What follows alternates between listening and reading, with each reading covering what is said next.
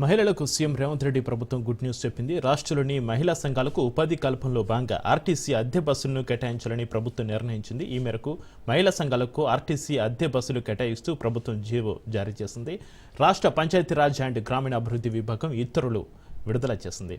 మొదటి విడతలో 150 మండల సముఖ్యాలకు 150 ఆర్టీసీ అద్దె బస్సులు ఇవ్వనుంది. ఆ తర్వాత మిగిలిన మండల సముఖ్యాలకు 450 ఆర్టీసీ అద్దె బస్సులు కొనుగోలు చేయనున్నట్లుగా ప్రభుత్వం నిర్ణయం తీసుకుంది.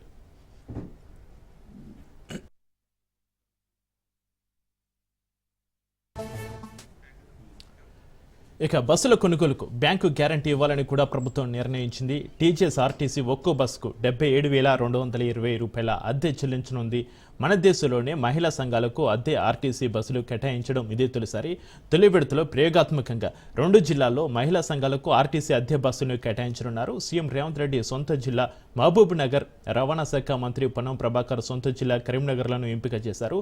మొదటి విడతలో 150 బస్సులను మహిళా సంఘాల ద్వారా కొనుగోలు చేయాలని ప్రభుత్వం నిర్ణయించింది. వాటి నిర్వహణ బాధ్యతల కోసం ప్రత్యేక వ్యవస్థను ఏర్పాటు చేయనున్నారు.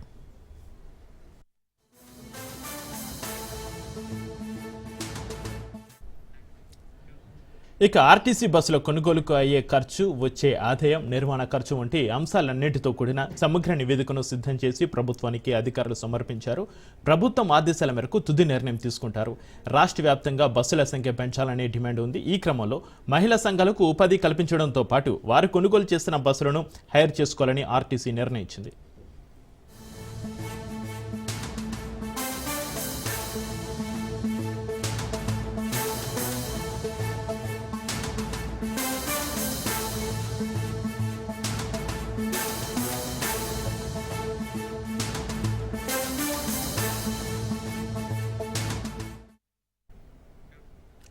అయితే ప్రతి నెల ఒక్కో బస్సుకు 77,220 రూపాయల అద్దె ఆర్టీసీ చెల్లించనుంది. బస్సుల కొనుగోలు కోసం మహిళా సంఘాలకు బ్యాంకు గ్యారంటీ ప్రభుత్వం ఇవ్వనుంది. దీంతో దేశంలోనే తొలిసారిగా మహిళా సంఘాల ద్వారా ఆర్టీసీ బస్సులు నడవనున్నాయని అధికార పార్టీ వర్గాలు తెలిపాయి. అంతర్జాతీయ మహిళా దినోత్సవం సందర్భంగా మార్చి 8న హైదరాబాద్లోని పరేడ్ గ్రౌండ్ వేదికగా 50 బస్సులను CM Revanth Reddy, deputy CM బట్టి విక్రమార్క, మంత్రులు సీతక్క, పొన్నం ప్రభాకర్ లాంఛనంగా ప్రారంభించనున్నట్లుగా తెలుస్తోంది.